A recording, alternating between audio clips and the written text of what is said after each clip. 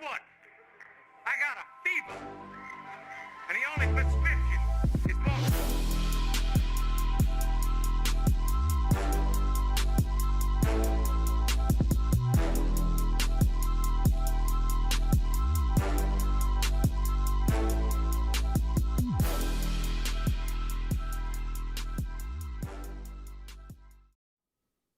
What's going on? I'm back, and I'm fired up to be back. We got a super fun stream for you guys here tonight.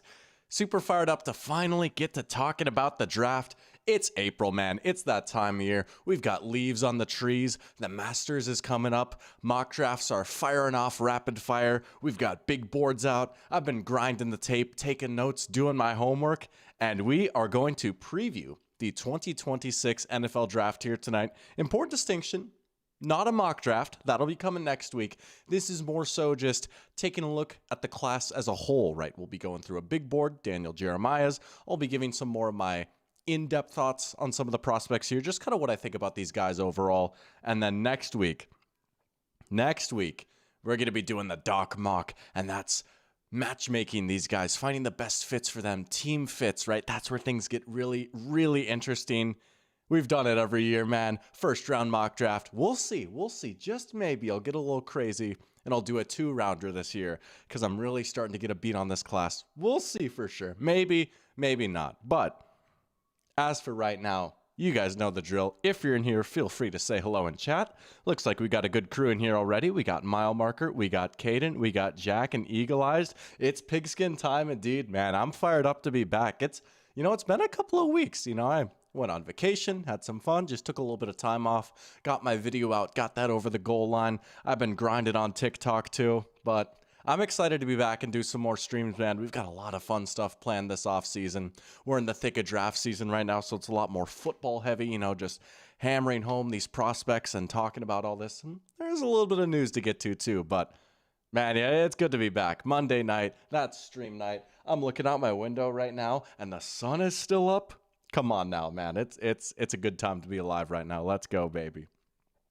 Lions, Bison, and Gopher. Mile Marker is saying, loving the 3 little emojis right there. And, there's a couple of Bison that we'll be talking about here tonight. And, some of these guys might be good fits for the Lions, but dare I say there's 2 Bison that I want to talk about. And maybe, just maybe, I'm not even going to spoil it, but let's just say, there's another player from that neck of the woods that we're going to talk about tonight. The ultimate sicko pole, the ultimate deep sleeper. We might save that one for the end, baby. If you know, you know, though. Let's just say, this dragon breathes fire. Let's go, baby. Let's go. Oh, yeah. Caden saying Carson Wentz #1. I mean, hey, there was a time he was #2, and to his credit, he had a good career, all things considered, right?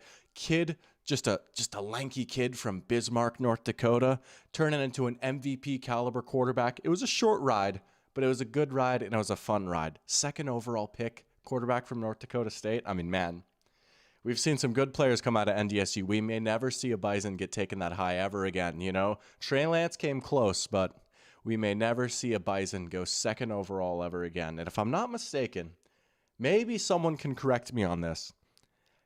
He's got to be the highest drafted FCS player ever, right? I don't know. But Jack just wanted to remind me, popping in here. I'm going to assume you just wanted to remind me of your team's triumph in the Super Bowl and who your quarterback was. I don't know. It's chill, though. It's chill. But at least that's just a little bit of projection. But I don't know. Was that your reminder? Mile Marker saying on the far side of the moon. Oh, yeah. Come on now. Let's go. But there's one piece of news that I want to talk about here before we get into the main event. What I'm going to be doing, if you missed it, or if I just didn't articulate it well enough, 2 big things I'm going to be doing here today in this stream. Daniel Jeremiah's got his latest top 50 big board out for this year's draft class. It's his 4th version of it, I believe, was just revised a few days ago. I have tried to be good about avoiding it so that I can get a fresh reaction. And so we'll be diving into that. And then for some of the guys that didn't make that, there's a few guys outside of that top 50 that I want to highlight that I won't necessarily be getting to when I do my Doc Mock, right? And I won't even necessarily be getting to on stream, right? Because I'll be streaming the first round. So there's some day 2, day 3 guys that I want to talk about now while I have the chance. And yes, you're right. I did miss your first message. It just blended in. I did say AJ Barner in my latest short. You're absolutely right. And you know what? I mean, hey, I don't know if I'll go as in depth on that dude because the prospect you're alluding to that I compared AJ Barner to at least a little bit. Because you should just go check out that short or go check me out on TikTok. A little shameless self-plug right there, right? But we'll get some Sam Roush talk in there too, man. I love him, man. I love him. But yeah, Sam Darnold is a Super Bowl champion. I know. All right. Let's get into this. Let's talk about the big news that came out so far. That's not what it's supposed to be. It's chill though. We'll fix it real quick. A little OBS inception right there. But coming out today, I actually got a text about this as I was leaving work. I did not realize this was a thing until I saw a text from one of my friends. But it's kind of been brewing for a while now. But star nose tackle Dexter Lawrence requesting a trade from the Giants. He's kind of been at an impasse with his contract for a while now. There have been trade talks around him for a while now. He's one of the best in the league at what he does. Rare pass rusher at the nose tackle position. And, he's got some flexibility. You can kick him outside, too. He even lines up at edge a little bit. You can put him at 3-tech. But it's been a frustrating couple of seasons for him now. I mean, I don't know. He's just been injured a lot, right? And some of the sack numbers don't necessarily look too crazy. But again, you have to remember where this guy is lining up, right? A player at his alignment getting 7.5 sacks is absurd. Vita Vea did that this year, and I was like, holy crap, that's crazy, 9 sacks in 12 games in 2024 is absurd, but he's been a little bit banged up. It was kind of a weird year for him last year. There's a lot of obvious talent, but I don't know. This could be a pretty good buy low opportunity for a team that's trying to make a push and get over the top, right? I mean, when he's on, I would argue he is the best interior defender in the NFL, even with that down year in mind last year. I do think his value might be a little bit lower now just because, he's 28 years old, dealt with those injuries. Half a sack last season doesn't look too sexy, right? All those things at play. But, man, he's just such a good player. I mean, Harbaugh's talking about how good he is right here, right? He's a big reason why I love this Giants defense so much going into last season, and that didn't quite shake out, but whatever. It's chill, but it's not often that a player this caliber, and even though I just said, he's 28, he's getting up there, but for someone in their 20s of this caliber to be available via trade, it's not often. It's not often. Jack saying if the Giants don't get a first rounder for Dexy, you just got to keep him. I would probably have to agree, right? Now, I do think that the package to get him might not be much beyond just a first because of some of those factors at play. I don't know, man. Even if you're a team at the back end of the draft, I don't know. Hypothetically, let's say the Patriots, for example, with pick 31. It might not take much more than just pick 31. You might be looking at a first and then maybe a third or something, or a fourth. I don't think it's going to be 2 firsts or anything like that. This is not going to be a Micah Parsons level trade package. But it is a superstar player that's available. My dream fit, my pie in the sky fit, the first team that really popped into my head that got me excited, and that I actually really want this to happen, and I don't know how realistic it's going to be, but the team that I really want to see make a play for Dexter Lawrence here is actually in the Giants division. How about the Dallas Cowboys? Man, could you imagine a defensive line of Dexter Lawrence, Kenny Clark, Quinnen Williams? It makes a lot of sense. They need another one of those pass rusher types after losing Osa Odighizuwa this offseason. And I just think, man, you've got those 2 first-round picks to play with if you're Dallas. You could deal pick 20 and still pick 12th overall and address the defense with that pick too. You look at some of the drama and the turmoil going on with the Eagles right now. And you look at an offense that's ready-made and ready to go. You just really need to kind of improve the defense a little bit. I don't know, man. If I'm Jerry Jones, I'm picking up that phone right now and I'm saying, I know we're in division, but I'm going to give you pick 20, a little bit more, and let's get this deal done, man. And you are cooking with gas up front if you're Dallas. I like Azaraku a lot, too. They bring in Rashawn Gary. I mean, holy smokes, dude. Am I crazy for thinking that would be the perfect spot for him? I mean, and the versatility that you'd have between those 3 guys up front too, right? Dallas is running a bit more of a 3-4 type of defense these days. Dexter Lawrence can obviously play the nose. Kenny Clark played the nose last year. You could even kick Quinnen inside a little bit. But like all three of those guys could be a nose or a three tech. I mean, I think that would just be sick. I think the most mainstream prediction right now, if he were to get traded, I think a lot of people are saying maybe the Bears, just because they could use a little bit more juice on defense. They've got some stuff to work with, right? They were like maybe in on Max Crosby a little bit. They're still looking for that big blockbuster move, trying to capitalize on Caleb's rookie contract. That makes a lot of sense. I wouldn't love him being in the NFC North, but whatever. That is true. That's a very good point, Jack. The Chiefs, they also have another first round that they can play with. Absolutely, right? Chris Jones isn't getting any younger. And I mean, hey, outside of Chris Jones, they don't exactly have a lot up front right now either. I mean, how many times have I said, boy, they missed Tershawn Wharton? I mean, there's levels to this. Dexy's a little bit better than Tershawn Wharton. I wouldn't hate that either. The Chiefs making a big play for Dexter Lawrence. I could see that. I like that. They're in this like pseudo rebuild right now, but it's not often that a player like this is on the market, right? I mean, if you're the Chiefs, if you're the Cowboys, if you're really any team for that matter, that's like not picking in the top 10, you kind of got to ask yourself, like, what is more likely to turn into a good player for our team? Is it whoever we might pick at 20th overall if we're the Cowboys, or is it Dexter Lawrence? Sure, you might have to pay him, but also, oh no, we have to pay a good player. Could be a lot worse, but... Oh, what's up, Sebastian? Appreciate you tuning in, man. Let's go. Who's skinning up they pigs right now? Dude, it's pigskin time. It's pigskin o'clock, baby. Let's go. No, Jack, don't worry. I at least like flirted with like, what if the Seahawks just said screw it, put all their chips in and got them too? I mean, that would just be an embarrassment of riches up front. Yeah. It is going to be tough, though. I mean, yeah, you've just got so many cap issues right now as is. But, man, I mean, could you imagine him just running stunts with Mike McDonald? I mean, could you imagine? Oh, my gosh. He and Leonard Williams running stunts would be disgusting. That would be so nasty. I mean, we've already kind of seen it. They were teammates before, but with Mike Mack calling the shots, oh, my gosh. Man, that's nasty. What's up, Parker? Appreciate you tuning in. Let's go. Asking, who do I got, Michigan or Illinois? Give me Michigan. Go blue, baby. Let's go. That's true. We got the men's college basketball national championship going on right now. It's been a good time for basketball, good time for hoops. Also been trying to lock back in with the Timber Puppies, and it's been an interesting year for them. We'll say that, to say the least. It's been an interesting year for the Timber Puppies, but... Sebastian would like the Lions to get him talking about Dexter. I mean, he'd be a good fit there too. He kind of lost some bodies up front on the defensive side of the ball. I get it. Yeah. And I think the Lions are one of those teams where, like, yeah, you probably should take that big swing and make a big move to try and get over that hump. Do what you can, There's absolutely no such thing as too much talent in the trenches. You are speaking facts, man. You're preaching to the choir. Let's go. All right.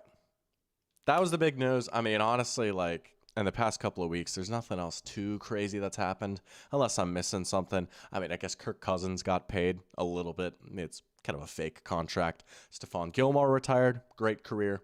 Borderline Hall of Famer. Great player for a long time. Yeah, that's real. Oh, my man Trayvon Walker got paid. How about that? Trayvon Walker got paid. Oh, Dr. Pigskin favorite right there.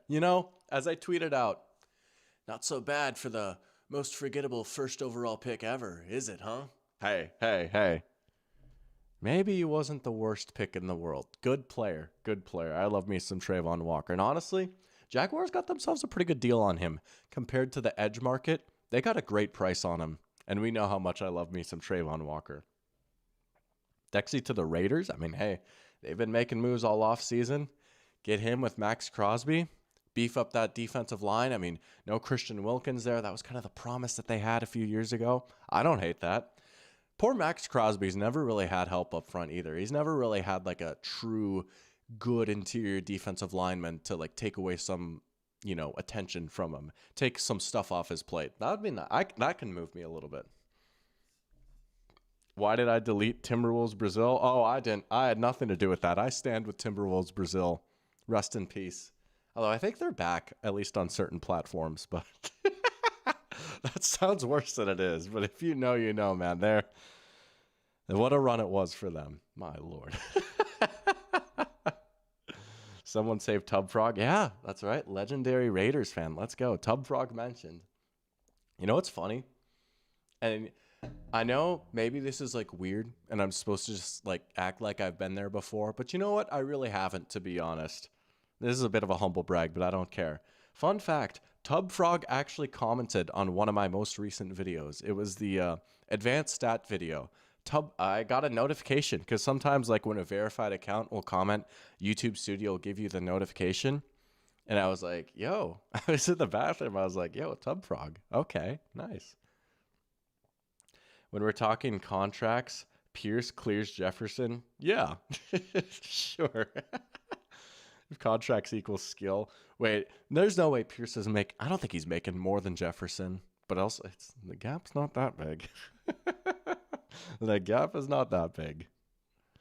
All right, let's get into it. We're going to hit this big board now, and then I'm also going to pull up the consensus big board here in a little bit so we can get into some of the more sicko stuff. But for those of you that watched my free agency preview stream where I ran through the free agency 101, it's more or less going to be the same thing, right? I'm probably not going to hit every single player on here, but there is a lot that I want to talk about. I really like Daniel Jeremiah. Not a very hot take. I think he's definitely the best in the business when it comes to this kind of stuff. And I really hope with this whole NFL media ESPN merger, I know at least for this year, they're going to keep the NFL Network draft coverage alive. But I am worried about the future of NFL Network draft coverage going forward. And if ESPN, now owning NFL media, is going to say, hey, we're just going to consolidate this into one thing. I really hope not, because for the true football sickos, I've always said, the right choice is NFL Network. That's the channel I grew up watching, and that's the one I'm going to be watching this year for the draft. But we've got DJ's 4.0 NFL Draft Prospect Big Board. Top 50 guys in the class. A lot of this is based off of what Daniel Jeremiah himself has watched, as well as just like talking with people around the league. And we're going to get into it here. We're going to get into it. Sebastian saying, didn't Timberwolves Brazil delete his account because he was caught cheating on his wife with a neo-Nazi? Wait, are you serious? Oh, I missed that. Ruh-roh, Raggy. Well, in that case, maybe we don't stand with him, unfortunately. I didn't acknowledge your second comment on the gambling vid. I thought it was a total laugh riot. Dude, I'm going to have to go back and look. I saw your first comment. Obvious. I saw that one. I'm going to have to go back and look, though, because I know in the past you've had some bangers in my comment section. There's a couple of times where you've had, like, the top comment on my video, I feel like. But I'm going to have to go back and look into that. And you're right, Caden. I was not aware of that. That makes me a little sad, to be honest. Yeah, I guess he was kind of a weird guy. Anyways, we don't condone any of this, obviously. Just watch ESPN for the jingle. The jingle is nice, you know. Da-na-na-na, da-na-na-na-na. That is nice, I will say. Tickles the ears. But here we go, man. Let's get started. Number 1 on DJ's big board, Fernando Mendoza. This is a positional value bump. I think we can all agree with this, right? Look, I think Mendoza, all things considered, is a pretty good quarterback prospect. I mean, he's not the best player in the draft, though, right? But you have to put him at number 1 because he's the quarterback and he's going first overall and it's the layup, right?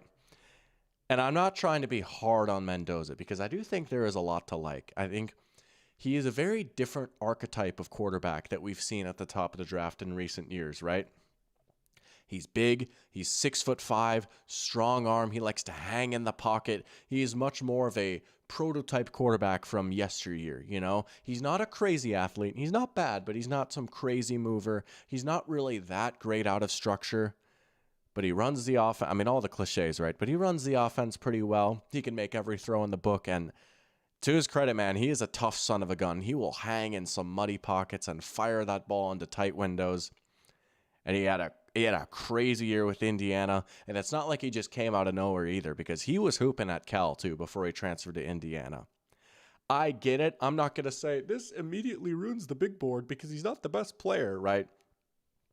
And honestly, I think it's perfectly fine to take him first overall. I think in past there might have been quarterbacks that have been overdrafted, but I won't do too much Raiders analysis right now because I want to save this for next week. But I'll say this at least.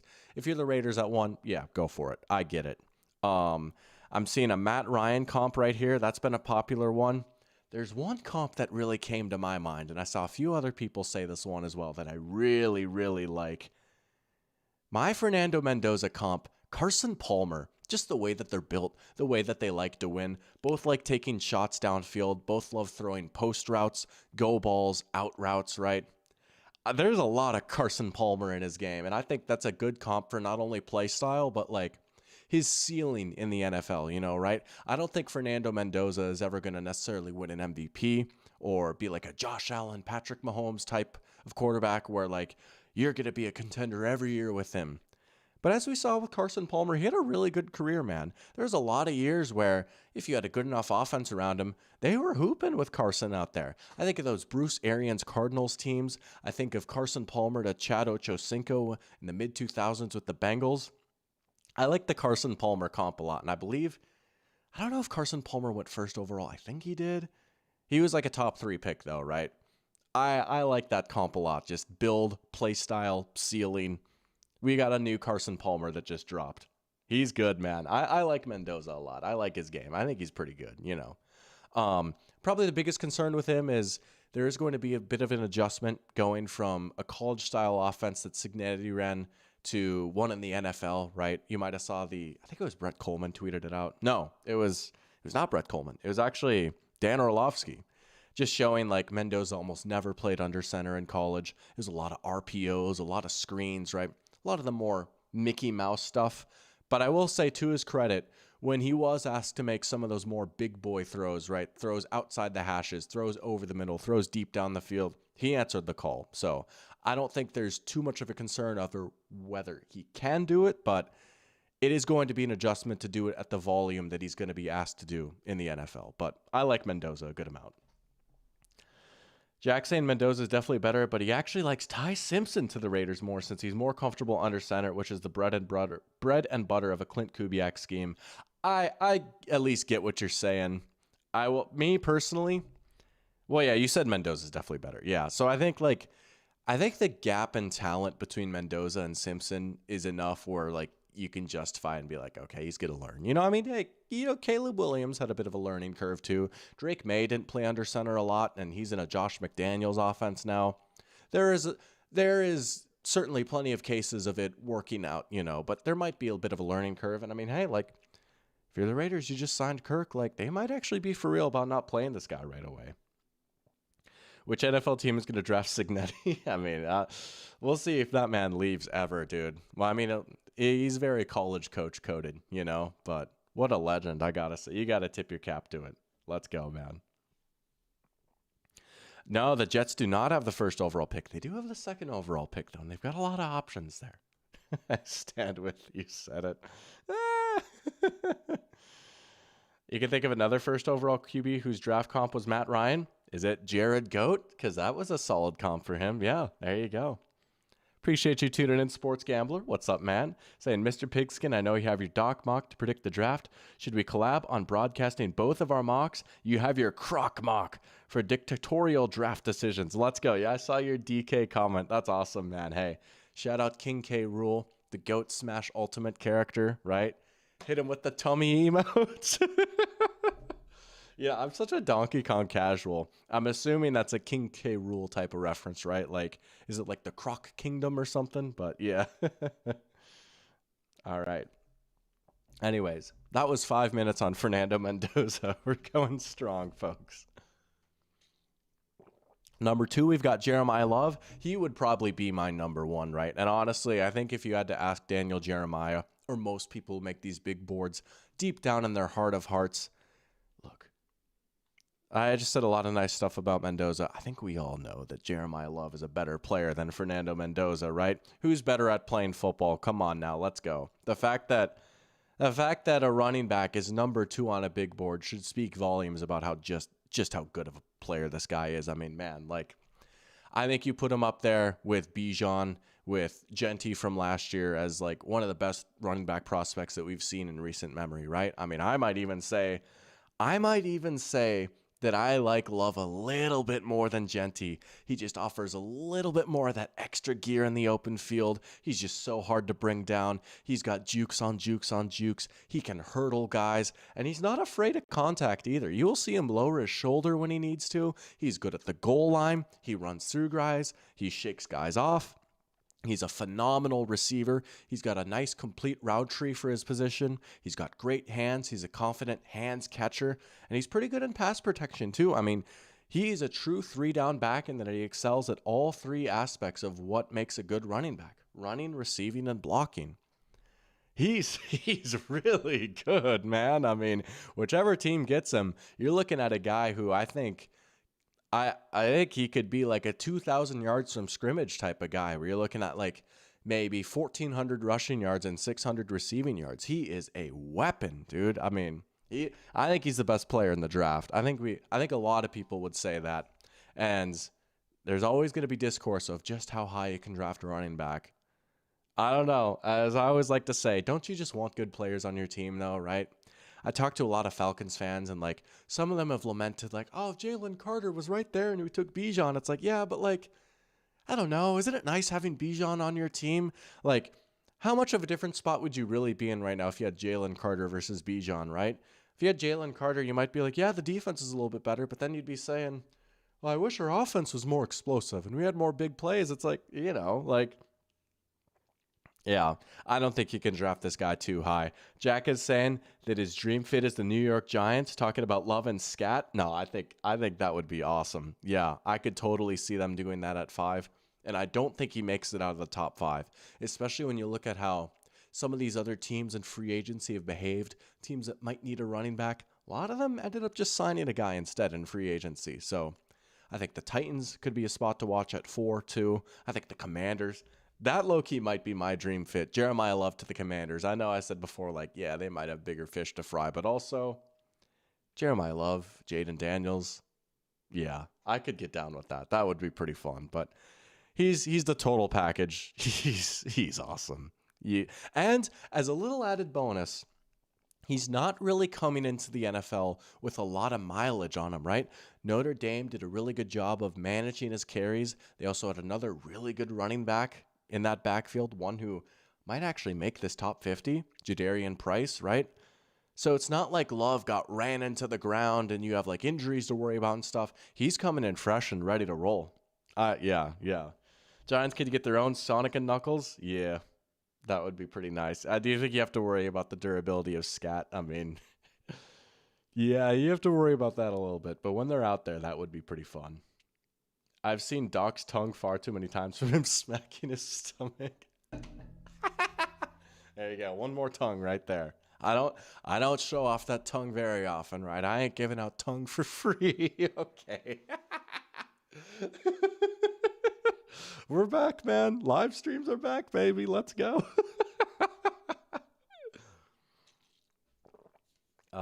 Sonic and Knuckles. True. Rest in peace, Sonic and Knuckles, man. It was a good time. It was a good time. Wow. Oh, whoa. This is surprising. Not saying that he's a bad player. I mean, I would probably have him in my top 5. I'm surprised that he's ahead of a few people, specifically a few people on his own team. Well, one surprises me more than the other, but Sonny Styles at 3. I'm surprised this isn't Arvell Reese. I figured that's kind of the chalky answer right now. You have Arvell Reese at 3. That's what I figured it would be. And I see you talking about Caleb Downs in chat, Jack. The injury concerns are there, but other than that, I mean, Caleb Downs, for my money, is the second best player in the draft. But Sonny Styles, very, very good player, right? Not often you see a linebacker get taken this high. There's going to be that same level of discourse that you have with Jeremiah Love, but holy smokes, dude. I mean, he says it all right here, right? He's got the size. He's got freak athleticism. He can cover. He can go sideline to sideline. He's not afraid to play downhill. The Fred Warner comps are there, and they're lofty. And you can maybe make the argument, like, if you're drafting an off-ball linebacker this high, man, he better be Fred Warner. But he could be, man. He really could be. He's an awesome player, dude. I mean, the combine was ridiculous. He was uber productive for one of the top-tier teams in college football. I think you're getting a pretty good player here with Sonny Styles. And he's another guy where, even though he's a linebacker, he probably ain't making it all the way out of the top. He ain't making it out of the top 5, top 7 at the latest, right? I mean, if you want to go BPA, you'll be taking him pretty quickly. So, yeah. But I'm a little surprised he's at 3. I figured Arvell Reese would be here. This Ohio State defense is just loaded. We're going to be talking about quite a few Ohio State guys. Oh, whoa.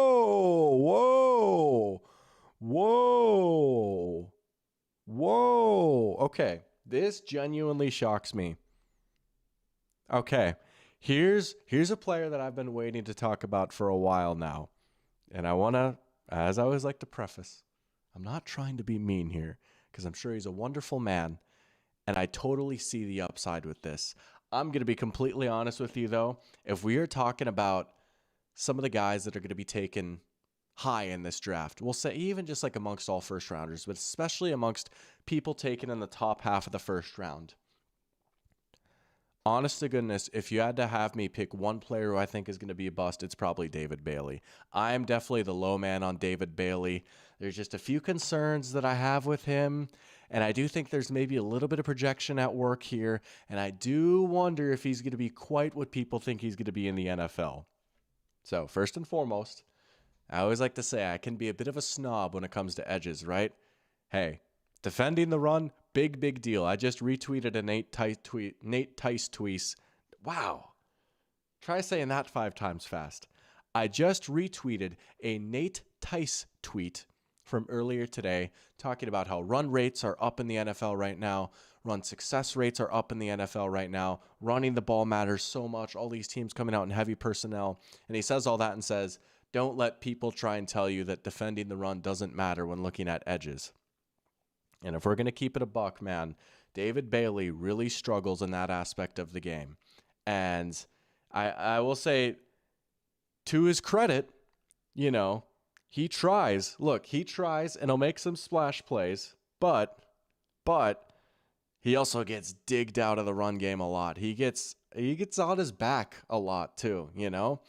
And I think it's almost more concerning to see, it's like, you know, he's trying. It's not like he's loafing out there like he's James Pierce Jr. or whatever. Like, he's trying, but he still just can't quite do it, you know?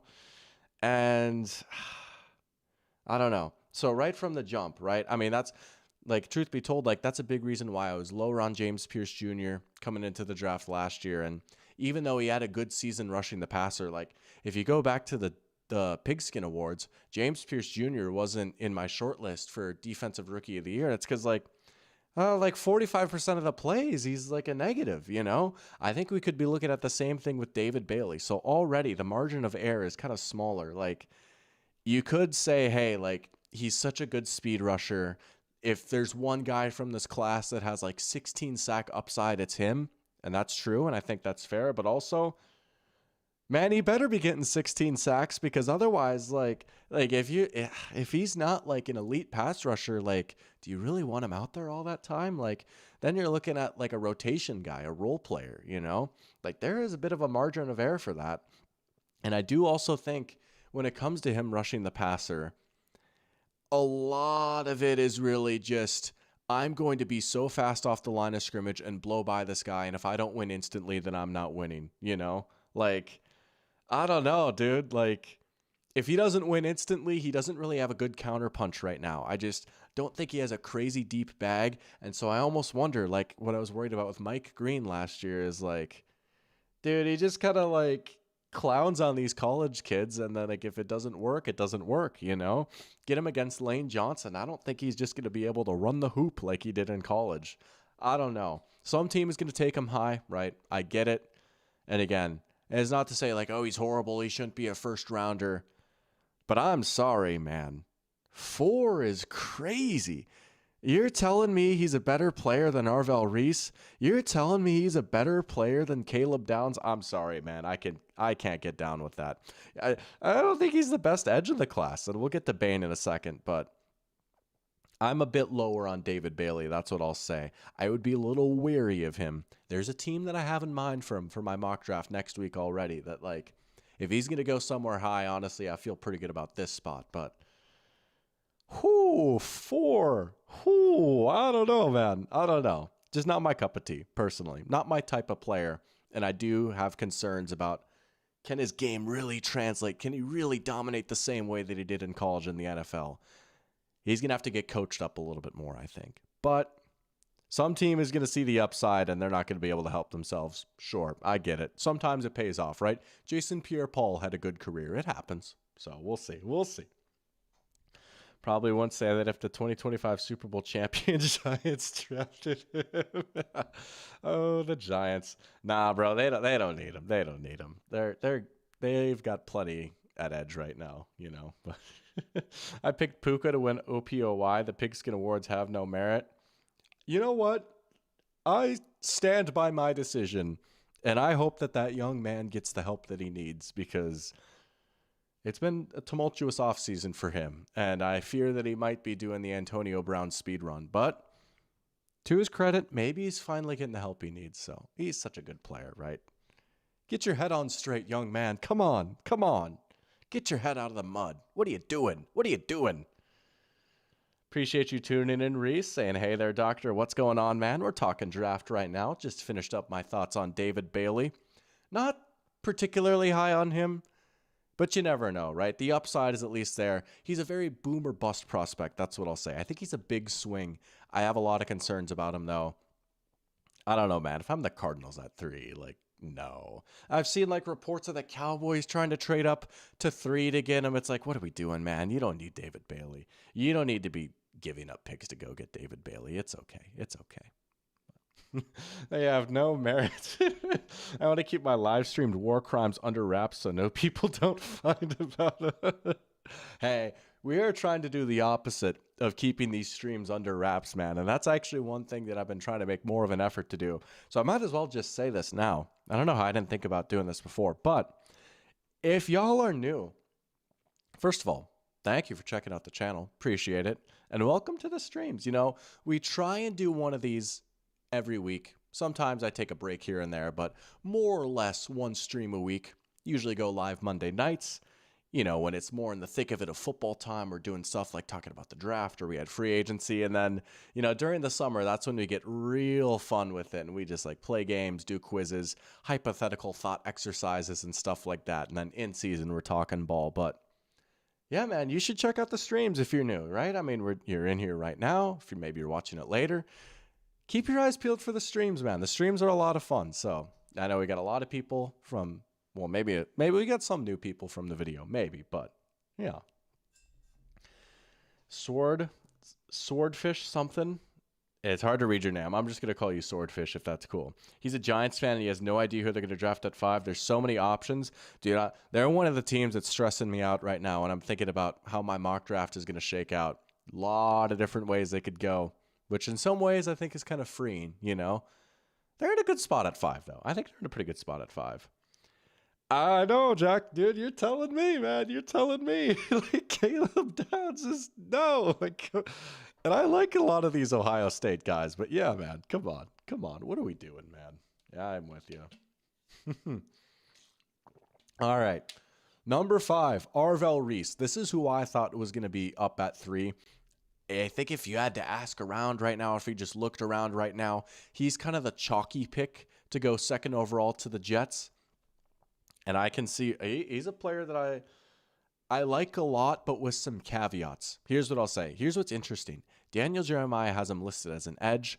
I think most people project him to be an edge in the NFL, but he primarily played off-ball linebacker at Ohio State. Their off-ball linebackers are Arvell Reese and Sonny Styles, which, like, I'm a bit of a college football casual, and I know that, like, crazy stuff happens, but, like, dude, especially as I've gotten into the draft class more and more this year, it's like, I have no idea how Ohio State didn't win the national championship. Well, maybe their quarterback a little bit, but like, dude, this team was loaded.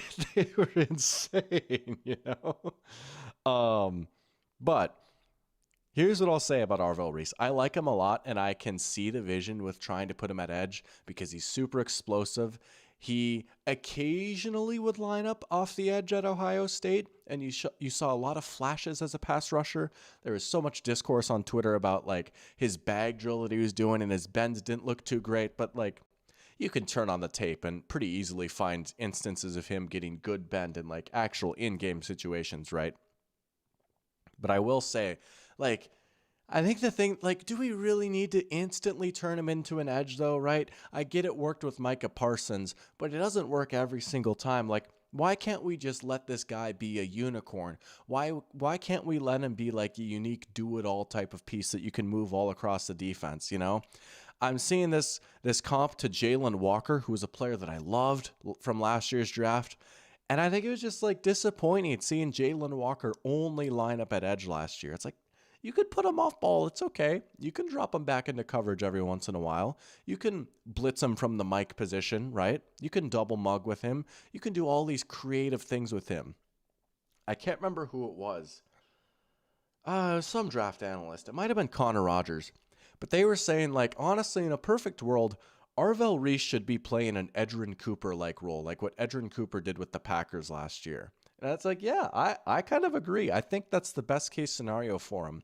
So I worry a little bit if you're like the Jets taking him second overall. It's like, oh my gosh, now we've invested so much. Like, we need to have him as a full-time edge. If he doesn't get 12 sacks, he's not contributing and he doesn't matter. It's like, no, like, why can't he just be a sick off-ball weapon? You know, why can't he be like Frankie Louvu on steroids? So I really hope whoever takes him has a really good plan for him and doesn't just instantly try and shoehorn him into edge, because that broke my heart with Jalen Walker last year. He's so much more than that, and I want to see him be used as more than just an edge. But that being said, I do really like Arvell Reese, and I can see the vision with him being a good edge, but I think there's a little bit more projection there, whereas if you dropped him in at off ball right away, I think he'd get a good player right away.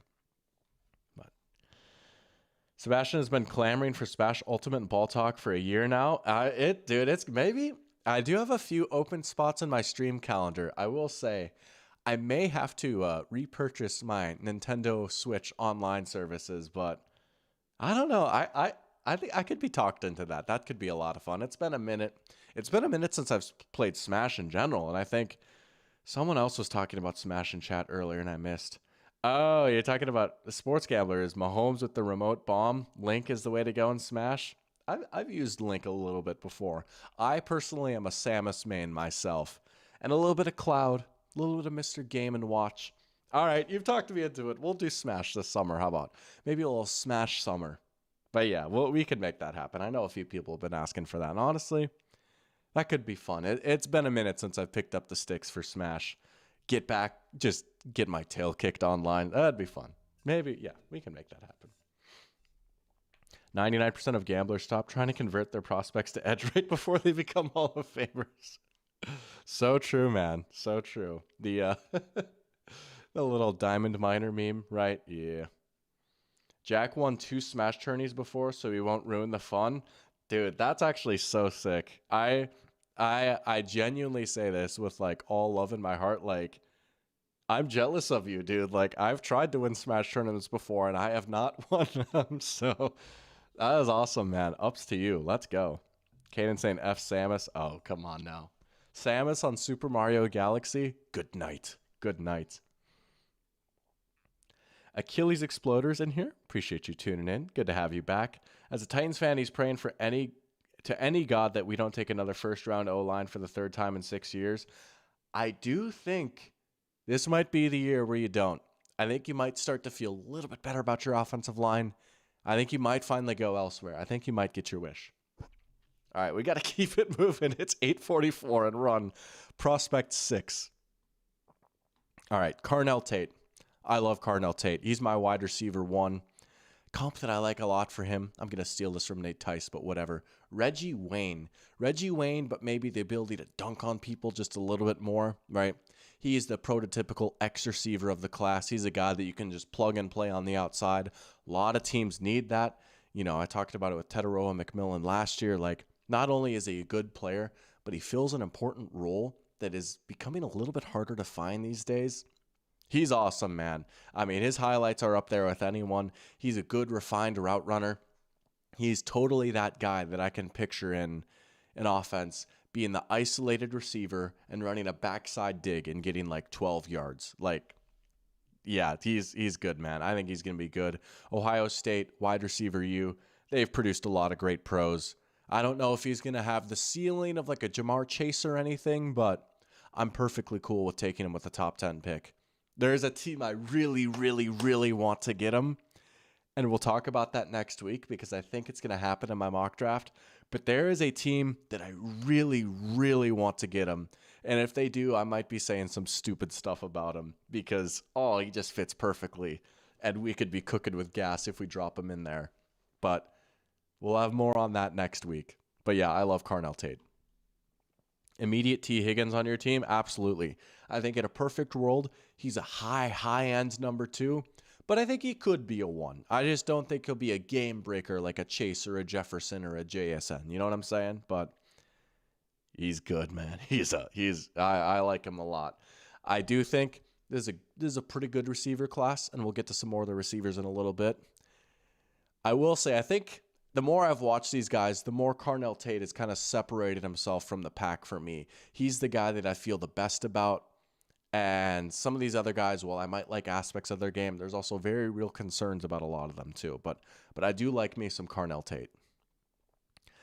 Number 7, I disagree with this. I think he should be a lot higher. I think he's one of the 5 best players in the draft. I don't care that his arms are short. I think he's good. I think he's been able to work around it through his entire college career. He's one of the best players in college football. He dominated in the playoffs. Ruben Bain at 7. No. What? No. I don't care that his arms are short. He's so good. He plays the run well. He's got ridiculous bend. He's a power rusher. Brandon Graham had short arms too. That's the easy comp, but it's the right comp. Ruben Bain, whoever gets him is going to be getting a very good edge. I don't know why I just had a complete meltdown all of a sudden. I don't care that his arms are short. That's why. He's so good. I know he has dinosaur arms, but he's made it work, man. He has so much power. He gets such good leverage. He has such good speed, such good bend. He sets the edge. He plays the run. He's a good, honorable defensive end. Oh, man. He's just... I'm low-key with you a little bit, Jack. I don't know, man. I'm sorry. Not to keep picking on this guy. I just don't think there should be any world where David Bailey should go ahead of Ruben Bain Jr., but it might happen. Because sacks are the only way to contribute. The only way you can be a defender that matters is if you get at least 13 sacks. Otherwise, you mean nothing. Sacks and pressures and sacks, that's the only thing that matters. Nope. Ruben Bain, baby, come on. Whoever gets Ruben Bain is going to be very, very happy.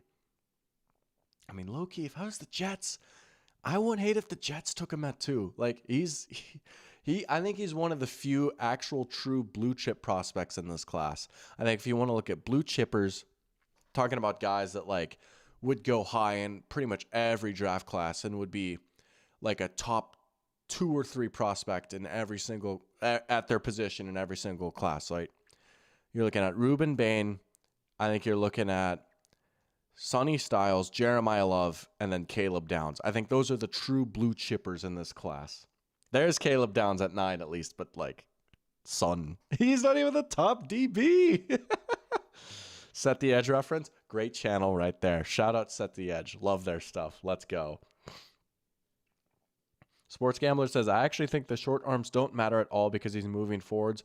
Will Campbell's bad wingspan has to matter. No, and that's so true. That's a very good point. Look at the physics talk right there from Sports Gambler. That is an eloquent way of putting it, And I think the other thing that you can say is probably the most valid nitpick that you can have on an edge or short arms is you can worry about, well, can they generate enough power and can they play the run well?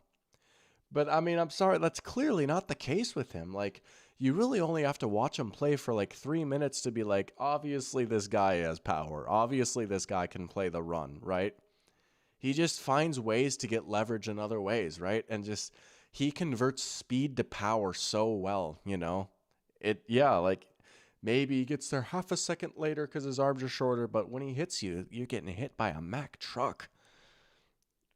Hey, you'll like this, Sebastian. You'll like this. Aiden Hutchinson had short arms too. Clearly that didn't matter that much, right? Don't overthink this, man. Take him high. Take him high. Yeah, Aaron Donald was undersized. Joe Burrow had tiny hands. Ray Lewis was undersized, you know? Infinite paths to stardom. I like the way that you put that. Absolutely. That could make for a fun piece of content at some point, right? Oh, I like that. Infinite paths to stardom. That's beautiful. Hold on. I'm going to take a picture of this so I don't forget. That is beautiful. This might be a video at some point. Shout out Sebastian. Let's go. Oh, that's beautiful. Anyways, enough waxing poetic. Let's talk about Mansour Delane. Corner one. I agree. This is one of the spots on the list that I feel better about. Having him as the corner one and having him at like 8. I think that's a pretty good range for him. He's one of the guys that I just recently got into, and yeah, he's great. He's really good in press. He can play zone. He can play man. He's a great athlete. Pretty good ball skills. Super productive. I mean, not productive. He didn't get like crazy interceptions, but like productive in the sense that like he put out really good tape in the SEC. And I mean, yeah, that matters, right? But especially his ability in press, like there's a lot to like. See, here's this. If David Bailey doesn't make it to this mystery team, then the other player I'd like him taking is Mansour Delane. But Mansour Delane, good. I don't have too much to say about him, but good. Caleb Downs at 9. For those that follow my TikTok, you might have seen my thoughts on Caleb Downs sliding down the big boards. I think this is just overthinking it, right? I mean, hey, Kyle Hamilton was only a safety too, right? Brian Branch was only a safety too, right? It's almost like we've seen this effort of people like talking themselves out of Caleb Downs because we can't take a safety that high, can we? It's like, yeah, you can. You can. It's okay. The Seahawks took Devin Witherspoon 5th overall, even though, oh my gosh, he's only a nickel corner. You think they care? You know? He is definitely not like an Earl Thomas type of guy where he's like a true center fielder, but he does have pretty good range. He's got the size to play in the box. He's almost built like a linebacker, but he does have that range of a safety. I think he's got good ball skills, and I do think that like his splash playability and big playability and athleticism almost get underrated because the biggest stamp on him is that he's just such a smart and reliable player. I mean, he's a guy that's been calling the shots on defense for a while now. He just gets it, right? He keeps everyone organized in that secondary. He reads things out really well. He's like the quarterback of the defense, you know?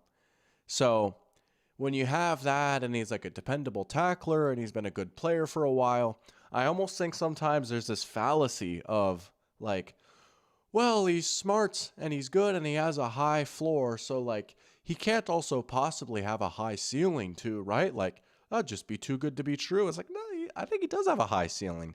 I think he does play the ball pretty well. He's got some nice interceptions in his bag. He's made a few nice pass breakups. He's a hard hitter. He can come downhill and blitz, right? Like, yeah, man, he absolutely does have a high ceiling. He absolutely could be a first-team All-Pro type of player. In fact, as I said in my TikTok comment section, if there's one player from this class that I would have to, if I had to guess one player from this class to be a first-team All-Pro, probably is Caleb Downs. I think if you're the Jets, man, you have to seriously think about taking him at 2. I don't think they will, but why not, you know? If you're the Giants at 5, why not? The Commanders at 7, why not, you know? The Bengals would be doing backflips if he made it all the way down to 10, which I'm seeing in a lot of mocks. They'd be doing backflips. Appreciate you, Wolf. Let's go. Wolf in here. Good to have you back in here, man. Thanks for the $2 super chat. Doing senior picks soon. Going to be wearing a Peyton Hillis jersey. Let's go, man. Hey, shout out senior picks. Oh, that takes me back. Oh, shout out the Fat Cat Studios. Oh, good times. Senior picks. Let's go. Congratulations, man. That's really exciting. Senior quote. Oh, we got to hear this. Oh, yeah. Oh, I've got that on the back burner too. The long-term effects of first impressions. Oh yeah, don't you worry, Sebastian. I have not forgotten about that one either. Mike McDonald's too handsome. True. He is. He does kind of mog every frame that he goes into. Good Lord. Jordan Tyson, we'll get to him in a second. I'm sure he's on here. But yeah, we've got a few. Here's what I'll say. My next video is in the works. Got a couple other ones after that, but we're rocking and rolling right now. I gotta say, like, I've got my swagger back a little bit. You know, I'm kind of feeling myself in my content bag right now. We've been hard at work, and I'm excited for the future of this channel. Let's go. We're grinding, baby. Let's go. All right. Francis Mauigoa at number 10, top-rated offensive tackle. I'd have to agree with that, right? As it probably projects more to be a right tackle, but I think as we've seen, the NFL is starting to value those a little bit more. I'll be honest, he's one of the guys that I haven't dove into a ton yet necessarily, but I mean, he's played in a lot of big spots for Miami. He's been there for a while. Pretty safe guy, yeah. And you know what? There's nothing wrong with a nice, safe, run-blocking right tackle. He could go pretty high. I think 10 is a pretty safe spot for him. Mao and Noah, see, there you go. There you go. Yeah. Oopsies. Doc is a casual. Oh, let's go. Okay, I'm going to butcher his name, but I actually think this is so valid. I don't think he's going to go as high as 11 overall, but low-key he might because he's really started to rise up draft boards, and I just got into him recently. Olavavega Ayanoe, yeah, dude, he's low-key one of the best players in the draft. I don't think you can draft this guy high enough. I know that guard isn't always the flashiest position, but similar to right tackles, we've seen guards get valued more and more in the NFL, especially with the run game coming back and just like an epic, I'm reading epic, a bigger understanding of, hey, we need to have a full unit at an offensive line. We cannot just have like a few guys and like call it good, right? There's a team that I have in mind for him. I don't know if he's going to make it that far, honestly. I think he could be a guy that surprises some people at how high he gets taken. It's not often you see a guard get taken in the top 10. He might sneak into the top 10. He's good. There's another good guard that we might get to in a little bit. Emmanuel Pregnon. This is a sneaky good guard class. I do like Ayanoe. Oh, okay. Makai Lemon up next. Interesting. We're gonna start to speed up a little bit more some of these guys too. I mean, we're almost an hour in, and I still want to highlight some of these later guys too. There's a few more guys that I want to talk about here. I just scrolled by a guy that I want to talk about. I'm happy to see he's on here though. Let's go. And then I think from there we'll hit some of the later gems that I want to talk about. Just like later prospects that I want to hit on too. But we'll talk about Makai Lemon because I have watched a good amount of Makai Lemon. And I think initially, a few weeks ago, I was saying, like, man, he's a hooper. He is good. I've started to change my... I won't say I've started to change my tune on him a little bit. I'm a little less sure of him now. As I've talked about, like, Carnell Tate's a guy I feel really good about. I don't think there's, like, anything that really gives me pause about, like, oh, can he really succeed in the NFL? There's two things, but one big thing, even though it might sound minor, that I've got my eye on with Makai Lemon. But I got another. Okay, so it's Oliveva Goyoen. Oh my gosh, I'm horrible. Oliva Vega Yoen. We'll lock in before draft day so we can get it right, because I always try and get names right. We'll try our best. Lineman that can play any position is very nice. Very nice. I've actually never seen Borat before, but I understood that reference. All right, Makai Lemon probably projects to be a slot-only guy in the NFL, just looking at his build and really how he was used in college too, right? I mean, he played like a little bit of Z. He's certainly not going to be an X, though, right? Just he's not built for it. You worry about him maybe beating press coverage, and that's why you have to pigeonhole him into the slot. And I think right off the bat, you might be saying, well, a lot of coaches might not necessarily want that because they don't want the slot position to be clogged up by one guy, especially with how versatile some of these receivers have become, right? Like, just for example, he's not going to the Vikings, right? But hypothetically, let's say Makai Lemon was on the Vikings. If you're KOC, you might get a little frustrated because it's like, well, there are some instances where we might want Jefferson in the slot, but if we want Makai Lemon out there, he's got to be in the slot, right? So right off the bat, I think you're looking at that. Now, I will say, He's really, really good at finding the soft spots in zone. He destroys zone coverage. He's really good at settling down in the open spots. He's got trusty hands, and he's pretty good after the catch. He's not amazing, but he's pretty good after the catch, right? So there's that going for him. And we've seen this archetype of receiver find a lot more success in the NFL recently. I will say, though, here's what I'll say. There is a lot of comparisons to maybe Amon-Ra St. Brown, and I get it. Looking at a slot receiver type who's really good on those shorter and intermediate stuff, got a little bit of juice after the catch, and just destroys zone coverage. I think as far as a pass catcher goes, yes, Makai Lemon is very similar to Amon-Ra St. Brown. However, and maybe this is a little bit dorky, but I truly, genuinely think this matters a lot, and this could cause him to slide off of some teams' boards a little bit. If you're going to compare him to St. Brown, you have to acknowledge he is nowhere near the blocker that Amon-Ra St. Brown is. He just doesn't have that level of physicality that you see from St. Brown, or I know like he's a different build, but like when Cooper Kupp was the slot primary for the Rams, right? Or Puka Nacua, who's working out of the slot a lot, right? A lot of these slot receivers, even like Khalil Shakir, who's like a bit of a smaller slot, but these slot receivers, a lot of them are asked to do a lot of blocking. They have a lot on their plate in the run game, right? Or in the screen game. Makai Lemon has just not really shown that level of physicality. And so, I've seen him mocked to the Rams a lot. But honestly, the more I think about it, would Sean McVay really want a receiver like Makai Lemon who doesn't block like that? Genuinely, that might slide him down the Rams draft board. And there's probably a lot of other teams that are thinking that right now too, right? If you're going to be a slot primary, I really think you got to be putting in work as a blocker. And I worry about that with Makai Lemon a little bit. But good route runner, good separator, good against zone. He's going to be a very good pass catcher. He could be an 80 catch type of guy. But I don't think he's Amon-Ra St. Brown. Appreciate the super chat from Coco Ball. Let's go. Thank you for tuning in. Thank you for the $9.99 super chat. Saying, hey, Dr. Pig, you called the Pats last year and love the gambling video your journalism background shows. Thanks. Hope you keep it rolling. That makes me so happy, man. I appreciate that so much. Glad to hear that you guys enjoyed the video. And I kind of called it with the Pats. I mean, I think I had them sneaking into the playoffs. I don't know that I can in good conscience take full credit of the Patriots run, right? I didn't have them in the Super Bowl or anything, but we'll take half credit for the Patriots. But appreciate it, man. Appreciate the love as always. And yes, that is the plan, man. We are going to keep it rolling.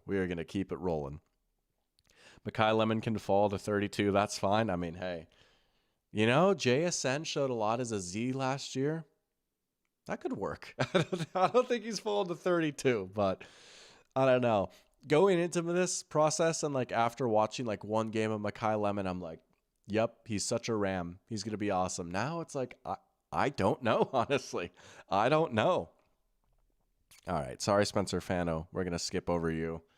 We're trying to speed things up just a little bit more. I should take credit. All right.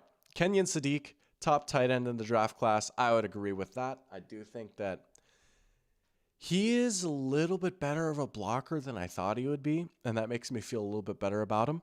And, I mean, for what it's worth, Oregon had him out on the field pretty much all the time, right? Even on obvious running downs, he was out there at tight end. He has the want to block. He's got a pretty good build. He's not like a Kyle Pitts where he just has no blocking in his game whatsoever. So that's nice. I think he's good. I don't think he's going to be I wouldn't put him in the tier of Colston Loveland or Brock Bowers, but I think he's good. I think mid first round is a healthy spot for him. He's such a freak. And I'm just going to in a perfect world, he'd be such a Dallas Cowboy, but there's no way they take him because they've already got Ferguson and so many other good receivers. But the dream fit for him would be with a quarterback like Dak, who likes to gun the ball down the seam because he's so good on those seam routes. He's such a good vertical threat. He's a rare athlete at the position. I like him a lot.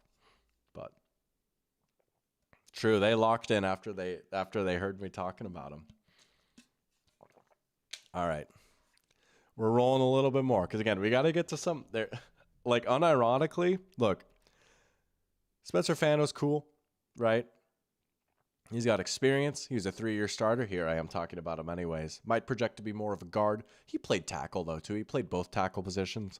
But honestly, genuinely, there's some like day 2 and day 3 guys that I have more to say about than Spencer Fano. But he's cool. He's cool. Jermod McCoy, cornerback 2. I like it.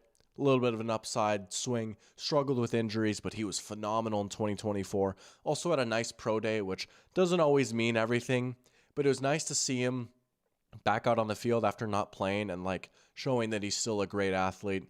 Yeah, he's a bit of a swing, but I like him at CB2. That's what I'll say. Emmanuel McNeil-Warren, guy I've seen mocked to the Vikings a lot. Good size, thumper, hard hitter, probably the biggest hitter in the class. Maybe sometimes he just gets a little overexcited and goes big play hunting a little bit too much. Maybe sometimes he will take a bad angle in the run game or like overplay a routes and get beat in coverage, but there's a lot to work with here. He's 6'3", long arms, got a great 10-yard split, explosive player, and man, I mean, you want to see some violent football, watch Emmanuel McNeil-Warren. He's a guy where if he goes to a good defensive coaching staff, a la the Vikings, I feel a lot better about him, you know? I won't hate the Vikings taking him. That's what I'll say. I don't know if his criminal record is prolific enough for the Cowboys to be interested in him. Unfortunately, there might be some truth to that. Dylan Thieneman, he's kind of like the opposite of McNeil-Warren. He's much more of a free safety type of guy, where Emmanuel McNeil-Warren is much more of a box safety. Here's what I'll say. I've seen some people saying, don't be surprised if Emmanuel McNeil-Warren or Dylan Thieneman goes higher than Caleb Downs. Stop it. Stop it. Come on now. Stop it. These two are good prospects.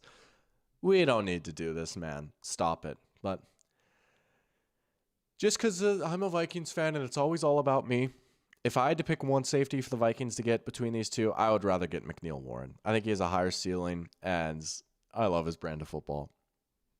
Thieneman is maybe a little bit more of a safer guy, but he's got some good athleticism to him, too. Good length. And he's definitely like the center fielder type, you know. I don't know, the Lions really need O-line in the first round. Yeah. I mean, there might be some guys there. We'll hit Omar Cooper quick. Maybe the best yak guy in the draft. Fun player to watch. Broken tackles on broken tackles. Dare I say Debo-coded a little bit. Dare I say Niners Debo-coded. Monroe Freeling at 20 surprises me. He's a guy that I've seen rocket up in mock drafts. He had a really good combine. He's a little bit more of a project. There's a little bit of projection there. The fundamentals aren't necessarily there, but ridiculous size, great mover, great athlete, projects to be a left tackle. I've seen him mocked as high as the Browns at 6, and there's a lot of smoke around that these days. Down at 20, low-key, I don't hate it. I mean, there's a little bit of projection here, and I do think that like some of these other tackles, you feel a little bit better about maybe taking Spencer Fano, you know, Mawanoa. Yeah, but 20 is still a little surprising. And Blake Miller above him at 19. Wow. All right. But yeah, Omar Cooper is so much fun. And he also had that insane catch. Here's what I'm saying about me being a college football fan. Okay. College football casual. I mean, they got the link. Let's just pull it up. Oh, no, it's a YouTube short. They're not even showing the Gus Johnson broadcast. Okay, well, you see it. I mean, dude, he can go up and get it too, but especially when he's got the ball in his hands. Whew, he's fun, man. I like the Debo comp for him. Jordan Tyson at 21. Probably the most divisive player in the draft, or one of the most divisive players. Just unreal raw talent. I mean, he's just the word that I wrote down when I watched him was smooth. He's so smooth in and out of his breaks. He's a smooth route runner, and he's smooth after the catch. He can make guys miss. And a comp that I kind of like for him, not saying he's going to be as good as him, but the player that he reminds me of playstyle-wise, Odell Beckham Jr., just with the yak ability and just pretty route running and a nice catch radius too. I will say a knock on him, besides the injuries, which is very real, a lot of injuries. Hamstring is no joke, especially for a receiver. So that might knock him down the board a little bit. But beyond that, he is 6'2". Wish he just played a little bit bigger. I just wish he could be a little bit better against press. I wish he could just win these contested catches just a little bit more. I don't know. I wish he just played a little bit bigger. But he's fun. I like him. Coco Ball would love to see the Steelers go Lemon round 1, Zachariah Branch round 2. Okay, doubling up on receiver. I mean, you certainly need those types of guys to go with Pittman and Metcalf because you got a lot of size right now. And Metcalf, I guess, is the deep threat. But to get the zone beater and Lemon and then Branch as like the gadget yak guy, that could be a real fun wide receiver room. Yes. No, you're right, Spectre. And I too have been watching the Underdog video series. Look, and also, apologies for the stuffed nose a little bit. We're powering through it. Allergies, am I right? But I don't know the guy, so I'm not trying to make a definitive statement on him. I don't know. I just wish he had that dog in him a little bit more. You know what I'm saying? I just wish he was a little bit more of a dog. But yeah, you're absolutely right, Spectre. Appreciate you tuning in, by the way.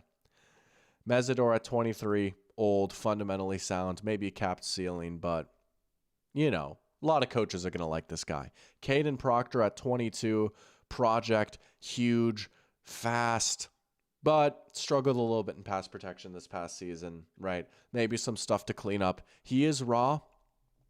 If you want a guy for the Lions, I don't know. There are some reports. I think it was even Daniel Jeremiah was saying that the Lions really like him a lot. I don't hate that spot for him. Caden Proctor to the Lions. That's what I'll say, Sebastian. Oh, Tyler Lockett. I know. That's so sad, right? He didn't get that ring. He just missed both of them. Kind of a bummer. All right. There's the other Tennessee corner, Colton Hood. Denzel Boston. Another big, true X receiver. Maybe some separation concerns, but also he's not bad. And he can dunk on people. I like him. I like him as more of a back-end receiver in the first round. Maybe you get scared and compare him to Keon Coleman. I think he's a little bit more physical than Keon is, though. I like him a decent amount. Casey Concepcion, here's a guy I want to hit. And we'll talk about CJ Allen, too. He's a guy who I think has a very, very wide range of outcomes. There is a lot to like about Casey Concepcion's game. I mean, man, just speed on speed on speed. But beyond that, he is a burner and a separator. I mean, he can win at all three levels. He has a much more complete route tree than you might think. He's not just some gadget guy that gets only screens and dump-offs or whatever. He's winning on crossers. He's winning on in routes. He's winning on posts, right? I've seen him run a few nasty whip routes. Dude, he's a rare mover. He is fun to watch with the ball in his hands. He can win deep downfield. He got sold by some horrible quarterback play last year.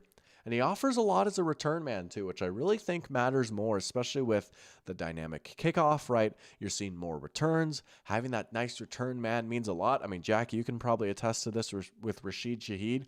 That alone probably raises his floor a little bit. He might be a bit more of a slot-only guy in the NFL, similar to Mekhi Lemon.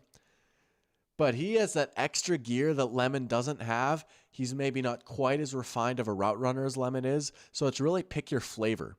And I think the big concern with him is, yes, inconsistent hands. He had a crazy high drop rate in college.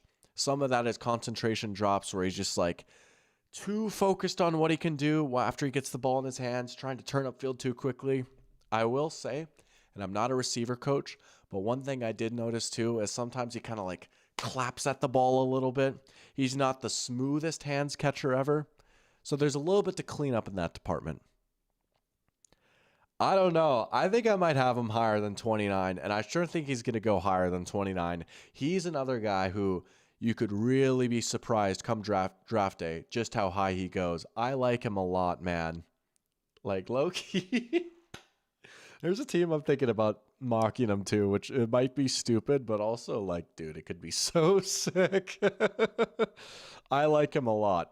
And in a perfect world, again, I don't think he's going to be a true one, but man, his upside could be a nasty, nasty 2. He's awesome. Yeah, Shaheed can return kicks. Oh, yeah. And that meant a lot for you guys. Oh, he'd be awesome on the Bills. Yeah. No, he'd that's not the team I was thinking of, but he'd be awesome on the Bills. Yeah. I wouldn't hate him on the Bills. That's what I'll say. CJ Allen, right? Just, I mean, he's just like the dream off-ball linebacker, right? He's your dream Mike, right? Quarterback of the defense. Again, just like a coach on the field. Want to talk about like one of the smartest guys in the room at all times. Not a crazy athlete, but he's good enough, right? He is very much an old school linebacker. Man, this is a guy you want on your team. Maybe you knock him because, again, like comparing him to Sonny Styles, yeah, Sonny Styles has the high-end traits, and you could see him becoming an all-pro. CJ Allen probably won't be an all-pro, but I feel very good about him being a good starter in the NFL for a long time, and that's worth something. Sometimes you just got to hit your doubles, you know? I love CJ Allen. Keldrick Falk at 31, that seems low. He's a phenomenal run defender. I love that right away. He's got a little bit of molding to do as a pass rusher, but he's got the frame, he's got the build. But right away, right out of the box, I think he's going to be an awesome run defender. So much so that, yeah, I think he should be a first rounder. I guess 31, you'd imagine he would be a first rounder, but like, I don't know. I wouldn't hate him going in the middle of the first. I like him a lot. Coco Ball asking, are we at the point where a good wide receiver is worth a first round pick? What do you guys think? Oh, a good number 2. I mean, I think depending on the situation, yeah. I think like if you're trying to round out your team, right? I mean, you have to think of wide receivers as a room, as a unit, not just like, oh, we have one guy, we're good, right? I mean, we've seen this with the Vikings before they brought in Jordan Addison, and Thielen was kind of washed a little bit. At the end of that season in 2022 with Jefferson, teams were throwing just the most ridiculous coverages at him and saying, okay, KJ Osborne, beat us. And like once or twice it worked, but like the other times it didn't. And it's like Justin Jefferson is great. He's not beating a triple team every single snap, you know? I think it does matter that you have a good 2. I think you absolutely could take a good 2 in the first round. I think so. All right, Caden McDonald, like him, good run stuffer, very much projects to be more of a nose tackle type, offers very little as a pass rusher, but he's a good, honorable defensive tackle. He's big, and he's awesome. Max Iheanacho, project offensive tackle, but I like him a lot, man. There's a lot to work with. I think if you're a team that already feels solid about their tackles, but maybe they're getting a little bit older, you can maybe give him a season or half a season to learn a little bit more. I mean, he's new to football, right? Oh, but his build and his athleticism, like you could turn him into a superstar if you're a good coach. I mean, man, I wish Jeff Stoutland was still out there. If you put him in Jeff Stoutland University, he's an all-pro, but we'll see. Ty Simpson at 38. A little high for me. Not my favorite player, to be honest, honestly. I don't know. When I watched Ty Simpson, I got some J.J. McCarthy vibes, and I think some of that has to do with the build, right? He's slight, he's a little bit smaller, so you maybe worry about injuries, which has certainly been an issue with J.J. McCarthy, also an issue with Ty Simpson. But I also think one of the big pluses on him could also be spun into a negative, and this is something I really learned from watching 9 this past season, right? I think when you watch Ty Simpson, it can be easy to be like, wow, look at the velocity on these throws. It's awesome. Man, he can really rip it, right? But there's a couple of things that comes with that. With Ty Simpson, like we've seen with J.J. McCarthy, and another guy I like to cite with this Brock Osweiler, you know, does he have that second pitch? Can he put touch on the ball, though? Can he layer it, right? Can he do anything beyond just gunning it? J.J. McCarthy has really struggled with that. I think Simpson struggles with that some too, and that contributes to some of his accuracy issues. But beyond that, I do think there are some instances where, oh, it's cool, like Simpson just gunned the ball over the middle and just threw an absolute bullet. Holy cow, you know? But he had to throw it that hard because he was late to seeing it, you know? Sometimes he's just a little bit late, and so he has to compensate by just throwing a 105-mile-per-hour fastball. Saw J.J. McCarthy do this a lot, and I don't know, it's a little bit easier to get away with that in college than it is in the NFL. I see some chatter of like, oh, well, you could take Ty Simpson back into round 1, trade back into round 1, and that way you get the 5th-year option. I would not take him in the first round. And honestly, he's not even my QB2. That's what I'll say. He's not my QB2. I think if you take him round 3, I feel a little bit better about that.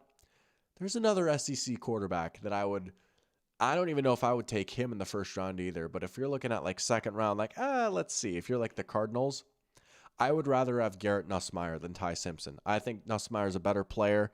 I think he projects better to the NFL, and I feel a little bit more comfortable about him than Ty Simpson.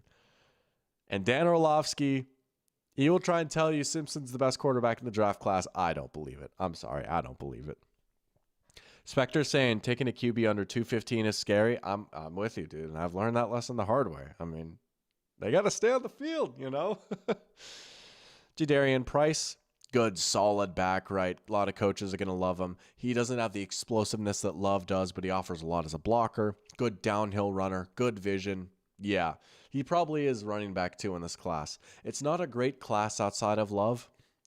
Price is a good doubles hitter, where Love is the home run hitter who also bats like 320 for a little baseball analogy. But I like Price a lot.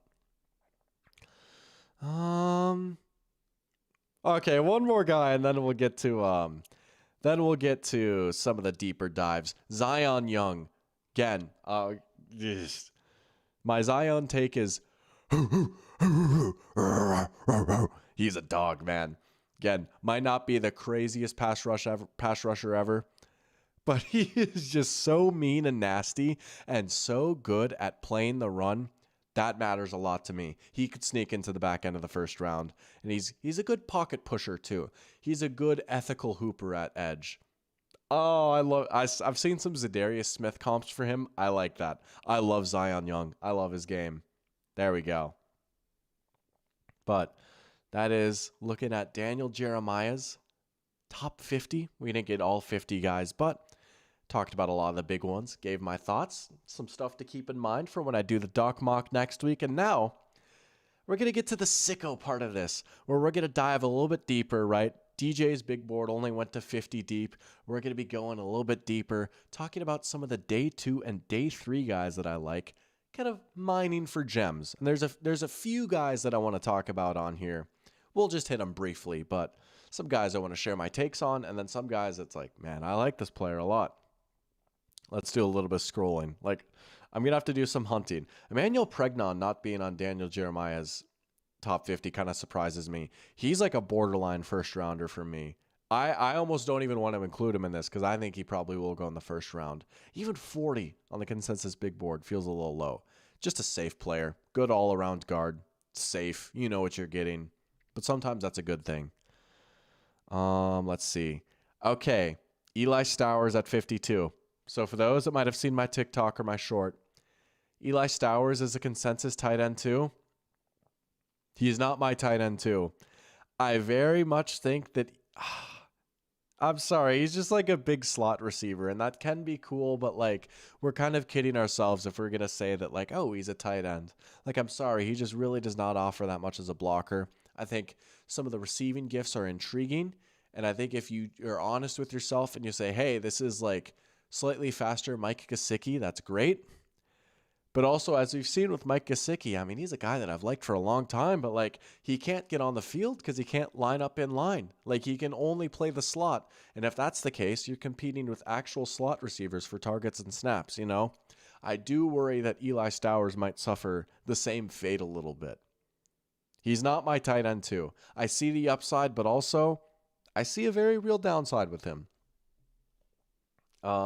D'Angelo Pons, he's a dog. He's the perfect type of nickel back. You could play him on the outside too. I think maybe he gets typecasted a little bit because he's just a little bit smaller, but he also has the attitude of a nickel back. I love him. Great player. And also, it's just not working when I click on these guys now. In fact, okay, it's just lagging like crazy. I'm going to have to pull up the big board again a little bit. And low-key, my internet might have just crashed, which is fun. Everything is lagging right now. Okay, I think we're back. We're lagging a little bit. We're fighting through it right now. Okay, I think we got it back. That scared me for a little bit. It's been a while since we've had a stream crash. Sports Gambler asking my thoughts on UAR Bernard. Obviously just a prospect, but imagine if he fell into Mike Vrabel's hands on day 3. I'm going to be honest. I'm going to have to educate myself on him a little bit. I cannot say that I'm familiar with his game. Let me look him up right now. UAR Bernard. Oh, wait. I know who you're talking about. You're right. No, he had that crazy workout. Or is it just Uar Bernard? I know exactly what you're talking about now. No, that'd be fun, right? Just take a swing on him. Why not, right? Maybe you get D-tackle Ziggy Ansah. You never know. Yeah, that'd be sick. Get him in the Vrabel lab. Dude, that workout was awesome. And I love seeing these international players come through, right? International Player Pathway Program. This is a huge dub for him. Even to like have a workout like that and get chatter, right? I mean, this just means so much to see someone from Nigeria, you know, get on this stage. That's awesome. We need more of it, dude, right? Nigeria's been producing some NFL players recently. You know what? Let's go. Let's go. That's awesome. The NFL, man, we're becoming a global game. I'm here for it. All right. Let's see. Traden Stukes, defensive back that I like. Maybe you could project him a little bit more to safety. He's another guy he's got the attitude of a safety, man. Put him at safety. He's a dog. Vikings round 3. I don't hate it. I don't hate it. Yeah, I like Traden Stukes a lot. Let's see. Some of the later receivers like Ted Hurst. You can look at the athletic gifts and the size. Maybe see something there. There's Garrett Nussmeier. He's my quarterback too. I don't know, man. He can make all the throws. He doesn't have an amazing arm, but he has a good arm. He reads things out really well. He hangs in the pocket and takes some tough hits, and he throws with such good anticipation and touch and timing. Last year was a bit of a weird year for him with injuries, but he's put on a lot of good tape with LSU. He's my QB2. I like him a lot. And you can easily see him running a lot of these concepts that are popular in the NFL right now. Some of these crossing routes, right, throws over the middle. He excels at that kind of stuff. I like Garrett Nussmeier a lot. Like if you're the Cardinals, and I've seen them, say, oh, they'll take Ty Simpson round 2. Why not take Nuss instead? And he makes more sense in the offense too. I would rather take Nuss, honestly. R.I.P. Moritz Boringer. What a pull right there. Oh, I thought we got German Randy Moss. Oh, man. Good times. Good times. I don't even think he made the team, but that was fun, though. Sports Gambler saying as someone who's moving internationally, he would love to work for the International Player Pathway in any capacity. Fun fact, he graduated from the same university as their founder, Osi Umenyiora. You know what's crazy? I did not know Osi Umenyiora was the founder of that. That's actually so sick. What a good career he had, too. That is so sick. Troy, that's right. I was like, where did he go? He went to Troy. That's awesome. Let's go. Shout out Osi Umenyiora, who once had, I believe it was 6.5 sacks in a game and a really good career. First team All-Pro 1 year. Yeah. Won a couple of Super Bowls with the Giants. Falcons legend, Osi Umenyiora. I think it was 6.5 sacks. We're going to look this up real quick, and then we're going to talk about a guy from Michigan that I really like. Oh, it was only 6. 2007 against the Eagles. Yeah, great player, though. That's so cool that he was the founder. Awesome. That's crazy. That's crazy, Spectre. You read my mind. I was literally just about to say that 3 guys that I want to talk about are all back-to-back here. This is one of my guys in the draft right here. Jayshawn Barham. This genre of player I'm such a sucker for. These hybrid linebacker, edge guys, right? You can play them off ball. You can play them on the edge. You can double mug them, right? Kind of like what I want Arvell Reese to be, like the GOAT version of, or like what I wanted Jalen Walker to be. What you see Andrew Van Ginkel do, right? These versatile chess pieces. Holy smoke, someone's got to go to the first round. I don't know. I like him. I don't know about that, but like, oh, Alec Lewis, you cooked, my friend. Alec Lewis cooked having him go to the Vikings. I mean, he's the perfect Van Ginkel replacement, right? He's definitely a bit of a project as a pass rusher. He does not have like a sound or clear pass rush plan right now, but he's also not a primary pass rusher. I mean, that's not the only aspect of his game. He plays the run pretty well. I love his attitude, right? He can get a little hot at times, but if you can rein that in a little bit, there's a lot to work with there. And he's got experience in coverage and playing off ball. Yeah, I mean, that's like the thing with defense right now. Like I was saying a few months ago on stream, like what is the next defensive trend that I see happening? It's elasticity, versatility, flexibility, guys filling different roles, right? Not just being confined to one label or position. That's Jason Barham right there. Oh, Jim Leonard with Cook with him. Yeah, if the Bills could get him, that would be awesome, right? Oh, yeah. I mean, Jim Leonard has produced so many of that type of player, even like Zach Bond to an extent, or Leo Chenal, who's an off-ball linebacker that plays edge some. Yeah. Oh, okay. Low key, he's got to be a Bill or a Viking. We got to get him on the Bills or Vikings. I love Jay Sean Barham though. Yeah. You put every chip you ever had into him, talking about Moritz Boringer. I mean, it would have been cool, man. It would have been cool, especially on the Vikings. But I just spilled my water. That noise was crazy. I didn't spill that much.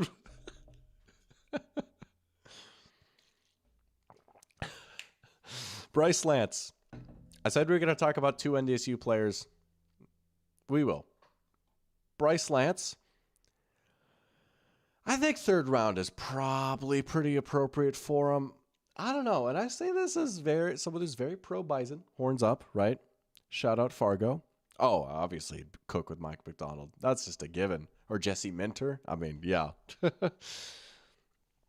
Okay, this is not to say that Bryce Lance is a bad player, because I like him a lot, and I've been, not to pat myself on the back, but I think most people from Fargo have been gassing him up for a minute as like, hey, this guy's going to be an NFL player, right? I will say, to kind of go full circle with my free agency stream, and unfortunately, well, no, you know what? No. Here's what I'll say. 87th overall on the big board, projected 3rd rounder.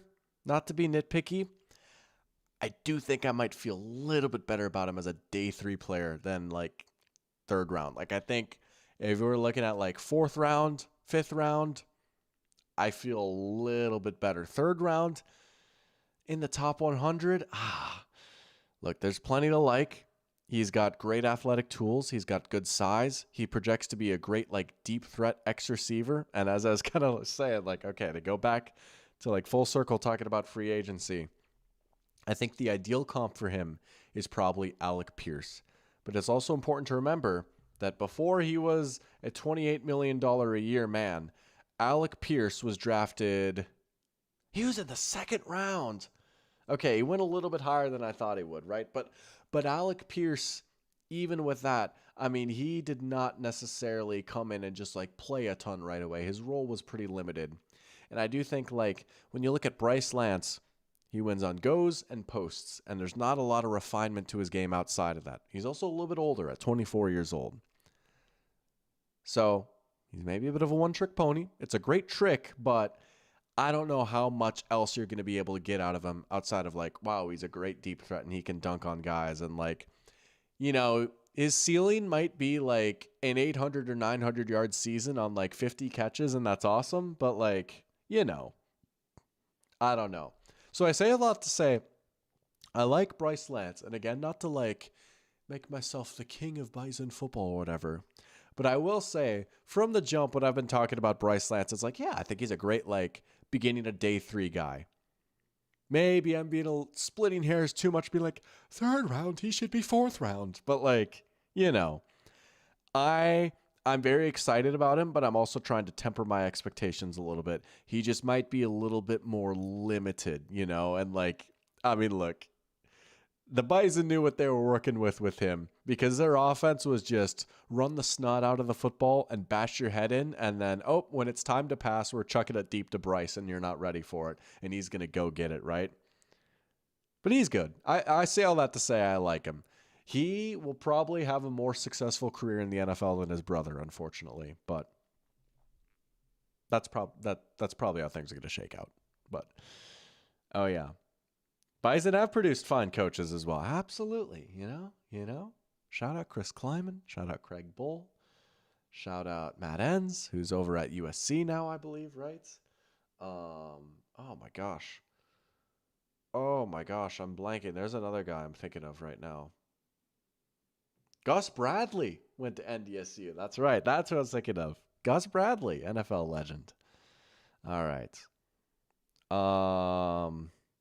Let's see. Sam Roush, watch the short, watch the TikTok. That's what I'll say. He's so good, man. I love Sam Roush. He's my draft crush this year. Okay. There's maybe like one or two more guys. Okay. Here's the other Bison that we're going to talk about. Cole Payton, quarterback.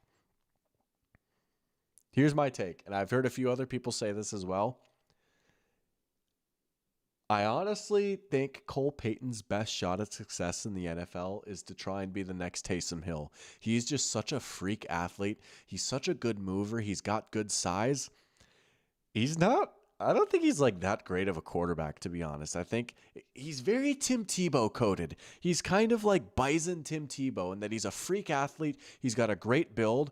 And like, sure, like he could play quarterback, but do you really want him like playing quarterback? You know, he's a lefty. He's got a wonky throwing motion that takes forever, right? I don't think he's like anything all that special as like a throw of the football or anything like that. However, if you do some wildcat stuff with him, if you get really creative, I mean, at least he's got like the background at quarterback where like if he's out there like in shotgun, you have to respect that he might throw the ball, right? Similar to Taysom Hill. Am I crazy for thinking the Broncos, like, look, mock to the Broncos right here and here and here. Am I crazy for thinking Sean Payton should just get him and try and make him like the next Taysom Hill, right? Like he's awesome with the ball in his hands, right? Oh, we're not watching all this, but like, you know what I'm saying, right? But I don't think he's like anything crazy as like an actual quarterback. Like I don't think you'd feel good if he was your QB2. If your quarterback got hurt and then Cole Payton had to start a game for you, no disrespect, you had a great career at NDSU, but like you don't want him throwing 30 passes a game in the NFL, you know? And so like even as a backup, I don't think you feel like if you have a backup quarterback, you could have someone that you have like a little bit more faith and dependability in, right? But as a Taysom Hill type of guy, let's cook. I do think he'll make an NFL team, and I hope we get creative with them. Make Cole Payton the next Taysom Hill. That's my goal. That's the agenda that we're pushing. Let's see. Anyone else jumping out to me? If not, we're going to pull out the big guns and we're going to do something crazy. The grand finale, if you will. Yeah, we're starting to get into the mid 200s. There's not a lot that I have to say about some of these guys. All right. Here's what I'll say. There's one more guy I want to talk about. Dude, I'm about to feel so sick doing this. Let's find him.